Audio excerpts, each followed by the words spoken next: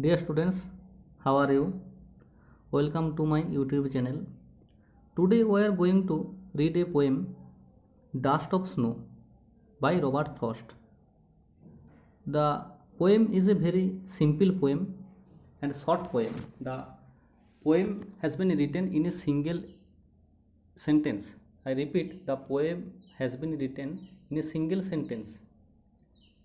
And the poet, through his poem, wants to highlight the fact that when we are in a sad mood, when we are in a gloomy mood, or when we are unhappy, nature can make us happy.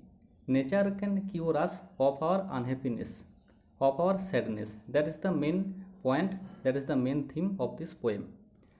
So, at first, let us go through the poem, go through the text of the poem. Dust of snow. The way a crow shook down on me the dust of snow from a hemlock tree has given my heart a change of mood and saved some part of a day I had rued.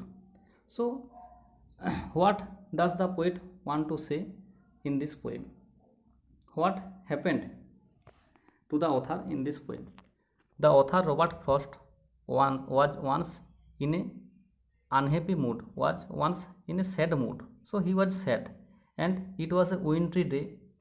So somehow he was sitting under a hemlock tree. Hemlock is a poisonous plant. Hemlock is a poisonous plant. So the poet was in a gloomy mood and he was sitting under a hemlock tree. And it was a wintry day. So dusts accumulated on the tree. But suddenly, when the poet was sitting under the tree, suddenly a crow threw some dust of snow, threw some particles of snow upon the poet. And the action of the crow made the poet happy. And when earlier the poet was unhappy, but when some dust of snow fell upon the poet, he became happy. That is the summary of the poem. That is the text of the poem.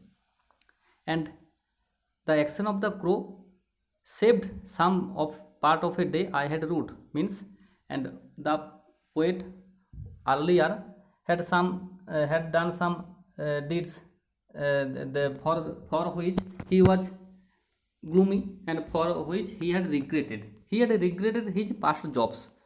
So he was unhappy, but the action of nature, the action of the crow made him happy. So what is the summary of the poem? So before going through the summary, we should know something about the poet Robert Frost. Earlier we did not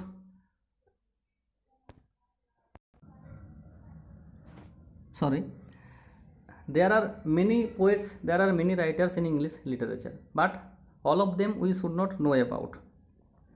There are some prominent or important writers of whom we should know something. So Robert Frost is a prominent figure in the history of English literature. Robert Lee Frost was an American poet. He was an American poet. He is known for his realistic depictions of rural life. Through his poems, he showed the condition of rural life. He is the only poet to receive 4 Pulitzer Prizes for poetry. Pulitzer Prizes are prizes regarding or associated with journalism, literature, etc., music. Frost was nominated for the Nobel Prize in Literature 31 times. So, from the information, you can understand how much prominent figure he was. So, he was a great poet. That is why we should know something about the poet Robert Frost, and it is his picture. Okay. So, let us go through the summary. The poem Dust of Snow by Robert Frost is a simple and short poem. It is a short poem, you can understand, you can see that it is a single line poem, yet with a deeper and larger meaning. It is a deeper and larger meaning. It is a powerful poem. The poet says that once he was in a sad, depressive mood. So, what happened? The poet was in a sad and depressive mood and was sitting under a hemlock tree. So, the poet was sitting under a hemlock tree. That's fine. A crow sitting on the same tree shook off the dust of snow. Dust of snow means small particles of snow. So a crow was at the same time sitting on the same tree, and what did the crow do? He shook off the dust of snow on the poet. This simple action changed the poet's mood.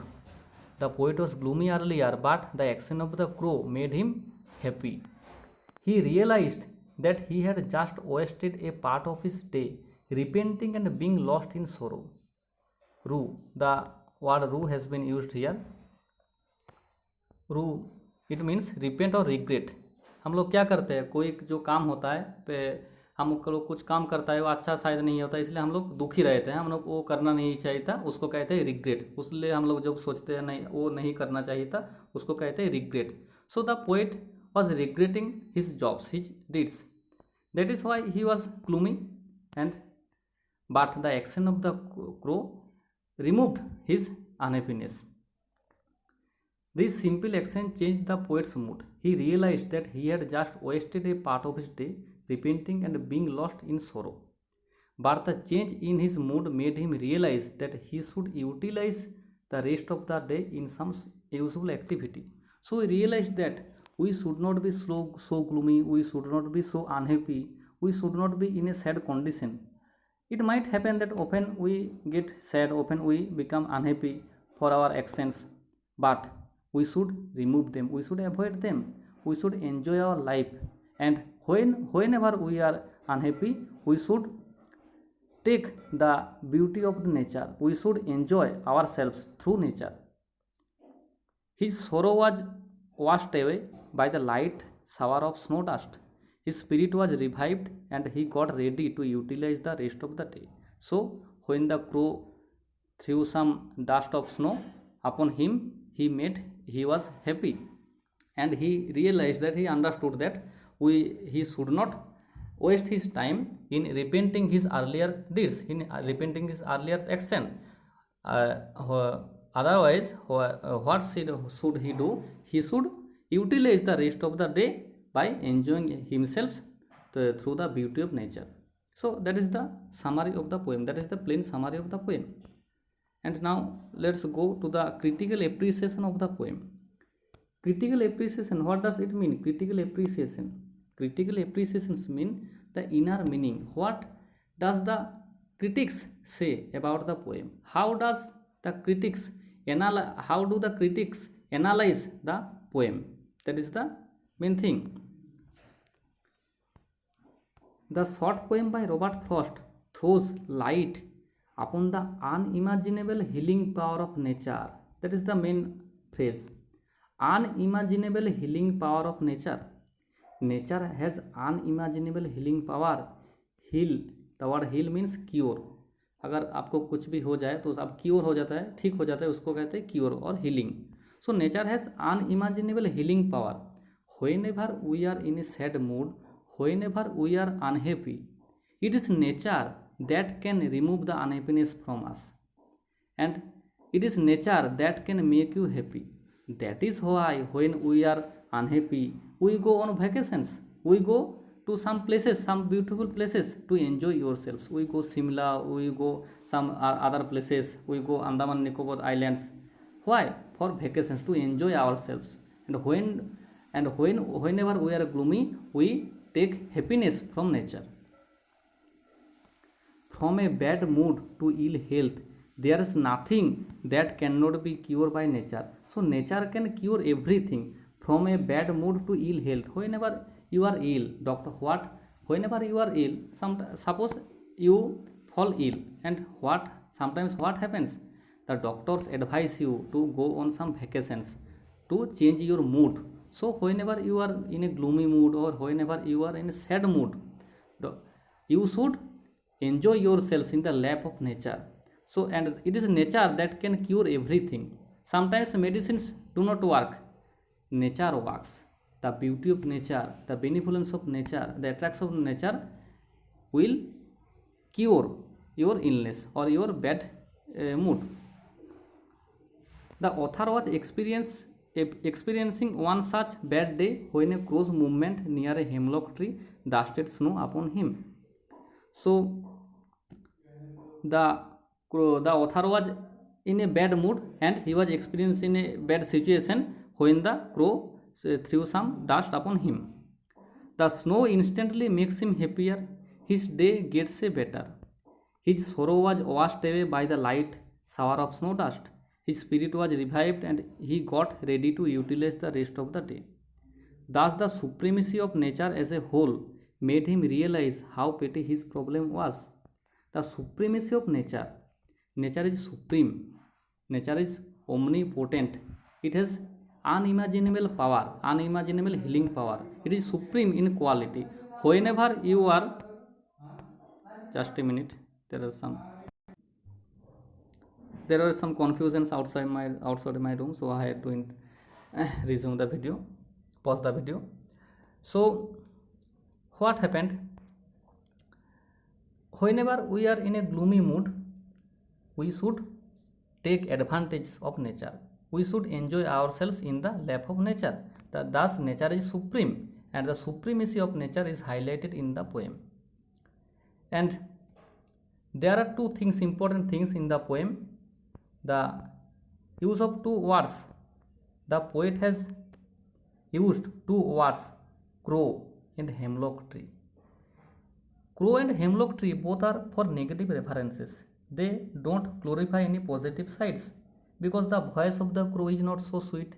Unlike the nightingale, the voice of the crow is not so sweet. And hemlock tree is a poisonous plant. But the word crow and hemlock tree represents the gloomy and sad mood of the poet.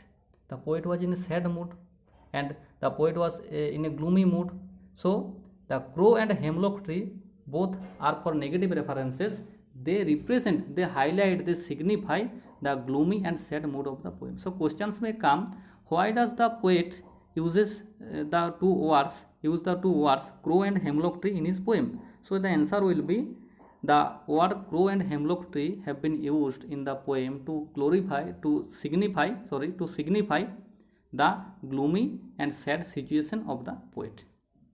This is the point.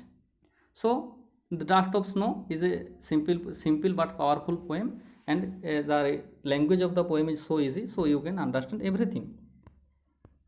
For advanced students,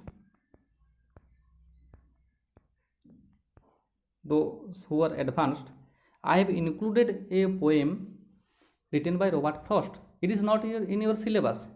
You may read the poem or may not read this poem. It is not in your syllabus. It is for the advanced students for interest. It is a very powerful poem. If you have time, you may read the poem. It is a very powerful poem, Stopping by Woods on a Snowy Evening. And these lines,